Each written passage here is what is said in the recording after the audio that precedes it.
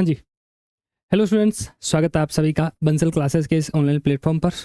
बात करने वाले हैं आज अपन अध्यादेश के बारे में। ऑर्डिनेंस की ऑर्डिनेंस क्या होता है, किस प्रकार से काम करता है और कब जारी किया जा सकता है, क्या क्या इससे संबंधित केस कौन कौन से हैं और इससे क्या क्या संभव है, इस प्रकार की चीज़ें बात करेंगे कि कौन कौन से पॉइंट्स हैं जो अपन पढ़ सकते हैं या पेपर में जिनके बारे में पूछा जा सकता है। देखिए ज़रा, चर्चा करें सबसे पहले। हाँ जी,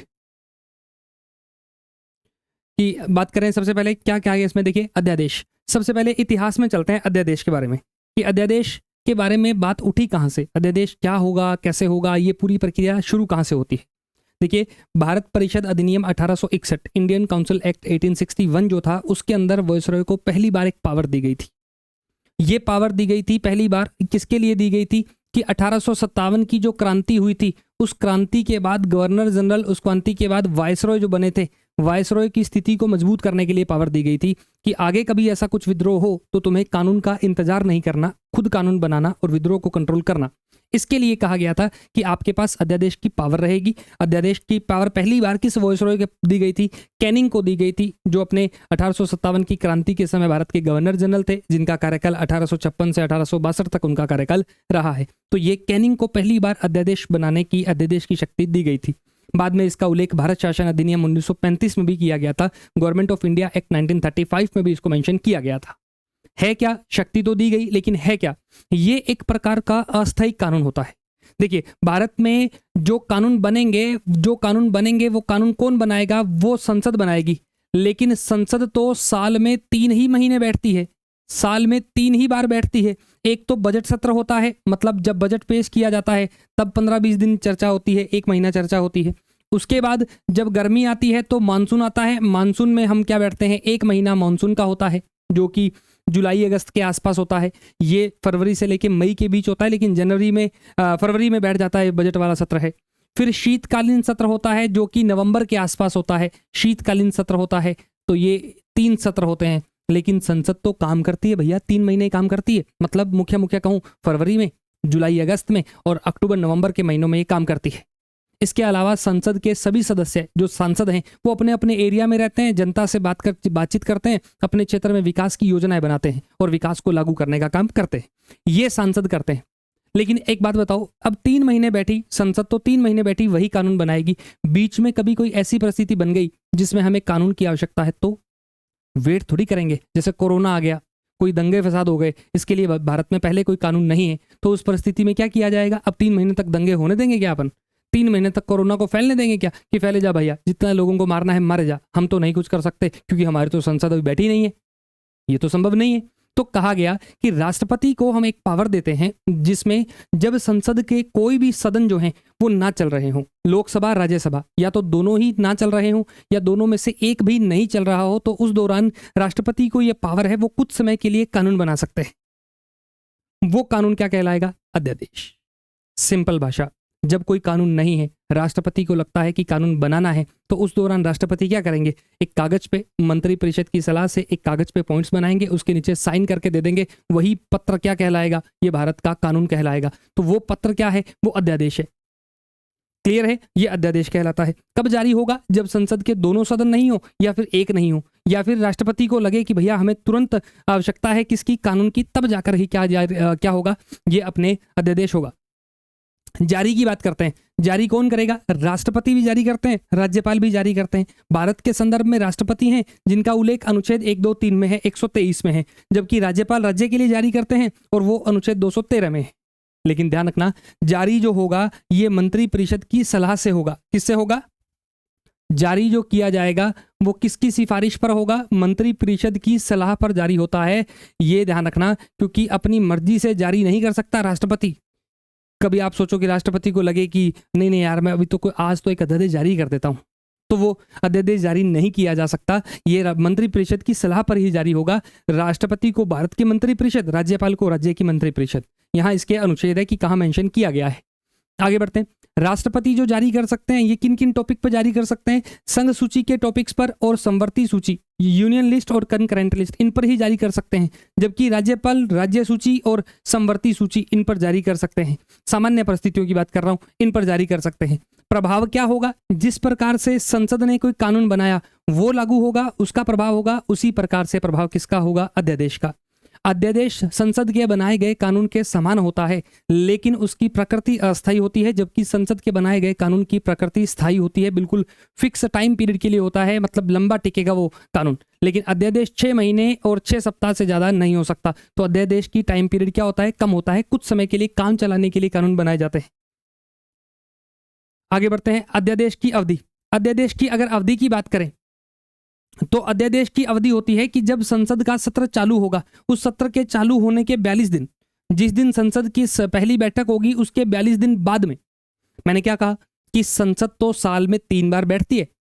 संसद साल में 3 बार बैठती है, एक एक महीने के लिए बैठती है। लेकिन बीच में जब जब संसद काम नहीं कर रही होती, तब हमें कानून की जरूरत पड़ गई, तो राष्ट्रपति ने क्या जारी कर दिया? अध्यादेश। तो कहा गया कि अभी संसद नहीं बैठी है, ठीक है, तुम लोगों ने ये जारी कर दिया अध्यादेश, कोई दिक्कत नहीं है, कर सकते हो, अच्छी बात है। देश को विषम परिस्थितियों से, गंभीर संकटों से बचाने के लिए राष्ट्रपति के पास ये शक्ति होना अनिवार्य है, इसमें कोई दो राय नहीं है, ठीक है, सब जारी कर दिया। लेकिन अब जैसे ही संसद बैठेगी, जैसे ही संसद का सत्र शुरू होगा, उसके पहले दिन से लेके 42 दिन के अंदर अंदर इसकी बिल को संसद द्वारा पास करना, इस ऑर्डिनेंस को संसद द्वारा पास करना पड़ेगा कि हाँ, हमने सही, सरकार ने सही किया था, अब हम इसको क्या बनाना चाहते हैं? कानून बनाना चाहते हैं। तो संसद ने अगर इसको पास कर दिया तो फिर ये कानून बन जाता है। ठीक है, तो ये संसद का सत्र है। कितने दिन की अवधि होती है? 6 सप्ताह की और 42 दिन। देखिए जरा एक उदाहरण यहाँ समझ लेते हैं इसके लिए कि मान लीजिए अब संसद का सत्र जो समाप्त हुआ वो फरवरी में समाप्त हो गया। फरवरी में 5 फरवरी को सत्र जो है वो समाप्त हो गया साहब, कोई दिक्कत नहीं है। अब हमें मार्च में किसी कानून की जरूरत पड़ी तो हमने मार्च में क्या जारी कर दिया? अध्यादेश।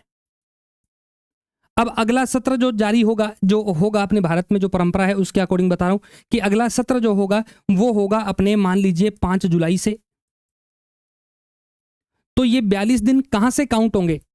ये 42 दिन 5 जुलाई से। इसमें कितने दिन जोड़ दो?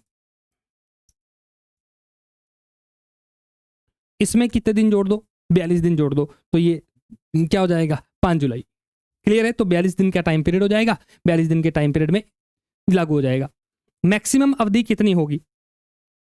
ये एक सवाल है कि ये बनाया गया सवाल है, संविधान में ऐसा कुछ नहीं है मैक्सिमम अवधि वाला, लेकिन संविधान के 2 प्रावधानों को जोड़कर हमने इसका निचोड़ निकाला है कि ये 6 माह कैसे होंगे। देखो, संसद के 2 सदन, संसद के 2 सत्रों के मध्य मैक्सिमम गैप कितना हो सकता है? 6 माह का।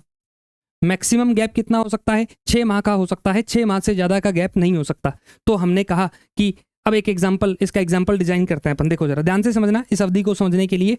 मान लीजिए संसद का सत्र समाप्त हो गया 30 जून को। 30 जून 2025 को संसद का सत्र समाप्त हो गया था सब।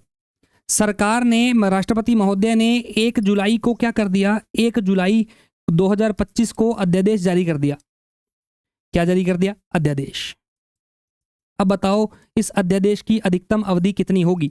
देखना जरा, देखना जरा क्या कहा गया है संसद में? क्या कहा गया है? संसद के 2 सत्रों के बीच में मैक्सिमम गैप कितना हो सकता है? 6 महीने का। 6 महीने से ज्यादा का गैप नहीं हो सकता। मतलब इस 30 जून को जो सत्र समाप्त हुआ है, इसकी अगली बैठक किस दिन होना जरूरी है? इसकी अगली बैठक 30 जून वाले की अगली बैठक कब होगी? 1 जनवरी 2026 को। कब होगी? 1 जनवरी 2026 को ये बैठक होगी। अब इस बैठक से कितने दिन, इस बैठक से कितने दिन जोड़ दो? 42 दिन। तो मैक्सिमम की बात कर रहे हैं, ऐसा होता नहीं है हालांकि, पर मैक्सिमम की बात कर रहे हैं कि 30 जून को बैठक खत्म हुई, हमने अगले ही दिन अध्यादेश जारी करवा दिया, जारी हो गया साहब, ठीक है साहब, कोई दिक्कत नहीं है। रूल कहता है कि अब दोबारा जब संसद बैठेगी, दोबारा सत्र जब बैठेगा, उसकी बैठक के 42 दिन तक, बैठक के पहले दिन से लेकर 42 दिन के अंदर अंदर कार्रवाई होनी जरूरी है। देखिए अब इसकी बैठक, और संसद का दूसरा रूल क्या कहता है कि 6 महीने से ज्यादा गैप नहीं हो सकता। मतलब 30 जून को समाप्त हुए सत्र की अगली बैठक जो है वो हर हाल में, आंधी तूफान में, कुछ भी हो जीवन में, वहां 1 जनवरी को बैठक होनी ही होनी है। तो फिर अध्यादेश कब आएगा? अध्यादेश की अधिकतम अवधि कितनी हो जाएगी? 1 जनवरी के बाद में 42 दिन। तो 6 महीने तो ये मिल गए, जुलाई से लेके 1 दिसंबर एंड तक ये मिल गए 6 महीने, 42 दिन यहाँ मिल गए। तो टोटल कितने हो गए? 6 माह और 42 दिन की अवधि जो है वो इसकी मैक्सिमम होती है। आगे बढ़ते हैं समाप्ति की, कि अध्यादेश समाप्त कब हो जाएगा। देखो, अगर अध्यादेश संसद ने पारित कर दिया तो वो कानून में तब्दील हो जाएगा, वो कानून बन जाएगा और बाकी सभी कानूनों की तरह लागू रहेगा भविष्य में भी, कोई अवधि नहीं होगी उसमें।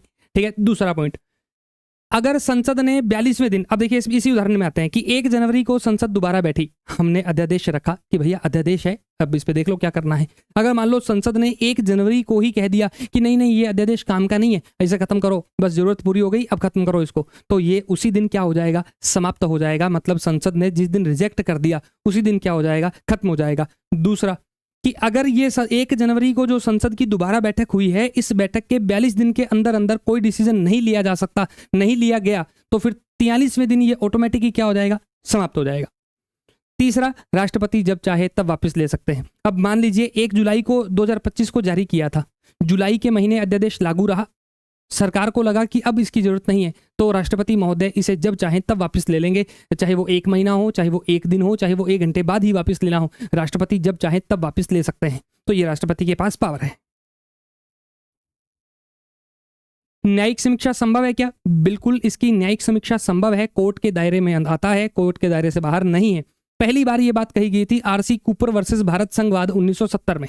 किसमें कही गई थी? RC Cooper. इंदिरा गांधी के समय 1969 में भारत के 14 बैंकों का राष्ट्रीयकरण किया गया था। कितने बैंकों का? 14 बैंकों का राष्ट्रीयकरण किया गया था। उन 14 बैंकों के राष्ट्रीयकरण के समय एक एप्लीकेशन दायर हुई थी, तो उस दौरान कहा गया था कि अध्यादेश जो है वो सुप्रीम कोर्ट के दायरे में है, वो न्यायिक समीक्षा के अधीन है, इसकी न्यायिक समीक्षा की जा सकती है। आरसी कूपर केस कहते हैं उसको अपन। AK रॉय वर्सेस भारत संघ, आपने कानून सुना होगा रासुका, राष्ट्रीय सुरक्षा कानून। रासुका जो है ये 1980 में लाया गया था, पहले अध्यादेश लाया गया था और इसमें अध्यादेश में कहा गया था कि 1 साल तक एक व्यक्ति जो भारत की अखंडता व एकता को चुनौती देगा, हम उस व्यक्ति को पकड़ लेंगे और 1 साल तक बंदी बना के रखेंगे। ये प्रपोजल आया था, ये अध्यादेश लाया गया था रासुका, राष्ट्रीय सुरक्षा को ध्यान में रखते हुए ऑर्डिनेंस जारी किया गया था। तो इस केस में जब सुनवाई हुई तो फिर सुप्रीम कोर्ट ने फिर कहा कि भैया ये तो है, ये जो अपने अध्यादेश जो है वो क्या है, न्यायिक समीक्षा के अंडर में है। फिर DC वधवा केस आया, DC Wadhwa case versus Bihar राज्य। हुआ क्या? DC वधवा केस की मामला क्या है कि बिहार सरकार ने 1967 से लेके 1981 इस दौरान में 256 बार अध्यादेश का, 14 साल में 256 बार अध्यादेश का इस्तेमाल कर दिया। संसद का सत्र समाप्त हुआ, अगले ही दिन अध्यादेश जारी हो गया। विधानमंडल में, बिहार राज्य की बात कर रहे हैं तो बिहार मंडल आएगा कि बिहार विधानमंडल ने क्या किया, कोई कार्रवाई नहीं करी। विधानमंडल के सत्र के समाप्त होते ही राज्यपाल ने अध्यादेश जारी कर दिया। फिर अगली बैठक हुई, अगली बैठक में विधानमंडल ने फिर कोई कार्रवाई नहीं करी तो वो खत्म हो गया, फिर दोबारा जारी कर दिया। ऐसे कर करके एक ही विधेयक को कम से कम 10 साल, 8 साल, 9 साल तक निकाल दिया गया। तो अब DC वधवा केस में सुप्रीम कोर्ट ने कहा कि माना ये अध्यादेश जो है वो आपको दिया गया है, पावर दी गई है, लेकिन इसका मतलब ये थोड़ी है कि तुम इसे बार बार जारी करते जाओगे। तुमने तो खेल बना लिया इसका, लो चाबी भरते हैं, खेलते हैं थोड़ा सा, ये क्या तरीका हुआ? तो सुप्रीम कोर्ट ने फटकार लगाई इस बात पे। तो इस बात पे कहा गया, DC वधवा केस में कहा गया कि इसकी शक्ति का बार बार उपयोग करना, इस अध्यादेश की शक्ति का अपने फायदे के लिए बार बार इस्तेमाल करना, ये लोकतंत्र के विरुद्ध है, ये संविधान के प्रावधानों के विरुद्ध है। तो इसलिए इसका उपयोग बार बार नहीं हो सकता और ये न्यायिक समीक्षा के अंडर में है। ये बात किस में कही गई? DC वधवा केस के अंदर कही गई थी, जो कि बिहार राज्य का केस था। क्लियर हुआ? आगे बढ़ते हैं। कृष्णा कुमार सिंह वर्सेस बिहार राज्य 2017। सरकार फिर भी नहीं मानी। सरकार ने यहां भी आगे 3 बार एक ही अध्यादेश को 3 बार जब जारी किया तो फिर एक केस आया इससे रिलेटेड कृष्ण कुमार सिंह का, तो उसमें भी सुप्रीम कोर्ट ने बाद में जाहिर किया कि भैया ये मामला जो है ये क्या है, इसमें बार बार आप इसका यूज नहीं कर सकते, ये न्यायिक समीक्षा के अंडर में है। तो 4 केस हैं अपने जो जुडिशियल रिव्यू के हैं, अध्यादेश के बारे में जुड़े हुए हैं। आगे बढ़ते हैं कि संविधान संशोधन भी कोई जुड़ा है क्या इससे जुड़ा? बिल्कुल ठीक है, संविधान संशोधन है। इंदिरा गांधी सरकार ने 38वां संशोधन 1975 जब लाया था, उसमें कहा था कि राष्ट्रपति की संतुष्टि अंतिम है। संविधान कहता है, अध्यादेश के बारे में संविधान कहता है कि अध्यादेश कब लाया जा सकता है? जब संसद के दोनों अथवा कोई एक सदन काम नहीं कर रहा हो और राष्ट्रपति को यह संतुष्टि हो जाए, ये शब्दावली संविधान की है कि राष्ट्रपति को यह संतुष्टि हो जाए कि अब अध्यादेश लाना ही पड़ेगा, तब अध्यादेश जारी किया जा सकता है। तो इंदिरा गांधी सरकार ने कहा अरे संतुष्टि है, सेटिस्फिक्शन, राष्ट्रपति ने कह दिया ना कि अध्यादेश लाओ तो भैया लाओ, ये सेटिस्फिक्शन हो गया राष्ट्रपति को, अब कोर्ट वोट कुछ नहीं करेगा कुछ भी। ये 38वें संशोधन 1975 से कहा। बाद में मोरारजी देसाई सरकार आती है तो मोरारजी देसाई सरकार ने कहा 44वां संशोधन लेकर आए और 1978 में कहा कि नहीं, अब इसमें राष्ट्रपति की संतुष्टि अंतिम नहीं है, राष्ट्रपति या इसकी अध्यादेश की न्यायिक समीक्षा जो है वो संभव है। मोरारजी देसाई ने 44वें संशोधन से ये बात की थी। क्लियर है? आगे बढ़ते हैं। फिर क्या है आगे, और क्या है अध्यादेश के बारे में और फैक्ट हैं। अध्यादेश के बारे में और क्या फैक्ट हैं, देखिए जरा अध्यादेश क्या कहता है। अध्यादेश कहता है कि ये इसके माध्यम से संविधान संशोधन नहीं हो सकते। ध्यान देना कि ऐसा नहीं है कि आप अध्यादेश लाओ और संविधान का कुछ हिस्सा ही बदल दो, नहीं भैया, ये संभव नहीं है। अध्यादेश के माध्यम से संविधान संशोधन संभव नहीं है। जबकि कहा गया कि अध्यादेश भूतकाल से लागू होगा, ये संभव है क्या? बिल्कुल। भूतकाल बोले तो बैक डेट, भूतकाल बोले तो बैक डेट से लागू हो सकता है, इसमें कोई दो राय नहीं है, बैक डेट से लागू हो सकता है। जैसे संविधान का अनुच्छेद 20 जो है वो क्या कहता है कि संविधान के 20 में बैकडेट से लागू नहीं होता, कोई भी एक्ट आपराधिक वाले मामले में बैकडेट से लागू नहीं होता, लेकिन यहाँ कहा गया है कि अध्यादेश जो है वो बैकडेट से लागू हो सकता है। केंद्रीय अधिनियमों में संशोधन, सरकार ने पहले कोई, संसद ने पहले कोई अधिनियम बना रखा है, अगर उस अधिनियम में कुछ बदलाव करने हैं तो अध्यादेश का यूज किया जा सकता है, लेकिन फिर उसको अध्यादेश को पारित तो करवाना ही पड़ेगा, तब जाकर ही वो बदलाव परमानेंट हो पाएंगे। ठीक है, तो ये बात कही गई है अध्यादेश के बारे में। तो ये था अपना अध्यादेश वाला लेक्चर, जिसमें सारे पॉइंट्स कवर कर दिए गए हैं, केस संशोधन से लेके कब जारी होगा, क्यों होगा, कैसा होगा। हालांकि ये भी एक फैक्ट याद रखिएगा, जिस तरीके से पेपर बन रहे हैं, मैं एक बात और बताऊंगा कि अध्यादेश जो है वो लोकतंत्र के विरुद्ध है, ये संसदीय व्यवस्था के विरुद्ध है। ये पैरेलल सरकार हो गई एक प्रकार की, कि संसद काम करती है, उसके पैरेलल क्या काम कर रहे हैं, राष्ट्रपति महोदय काम कर रहे हैं, वो भी कानून बना रहे हैं। तो इसका राजनीतिक जो पार्टियां हैं वो इसका गलत इस्तेमाल करती हैं अपने किसी बिल पर, जो बिल खुद पास करवाना चाहते हैं लेकिन संसद पास नहीं कर रही है, उसके लिए क्या करते हैं, अध्यादेश का यूज करते हैं। तो ये एक भारतीय संविधान में एक वीक पॉइंट बना दिया गया है, यूज करते हैं इसको, हालांकि दिया गया है रक्षा के लिए, हम इसको यूज अपने हित में कर रहे हैं, तो ये एक गलत बात है। तो ये थोड़ा सा ध्यान रखिएगा, ये किसका मामला है, ये अध्यादेश का मामला है। क्लियर है? आई होप आपको समझ आया होगा, आपने अच्छे से इसे पढ़ा होगा और इसे बिल्कुल सिस्टमेटिक फॉर्म में लिखा गया है। आप इसी प्रकार से अपने नोट्स बनाइएगा, और डिजाइनिंग भी करना चाहता है तो डिजाइनिंग भी कर लीजिए, जैसे भी कीजिए, लेकिन याद कीजिए जैसे तैसे करके अपना पहला टारगेट और अंतिम टारगेट एक ही है, याद चीज़ों को किया जाए। ठीक है, तो आई होप समझ आया है, आपने इसका फ़ायदा उठाया है, और अगर लगा हो कि हाँ यूज़फुल है तो लाइक शेयर एंड सब्सक्राइब जरूर कीजिएगा, सब्सक्राइब करते हुए जाइएगा। और मिलते हैं अपन अगली वीडियो में, आज के लिए इतना ही, थैंक यू। और अगली छोटी फिर एक वीडियो लाएंगे जिसमें अपन और इस प्रकार की जानकारी जो है वो लेंगे।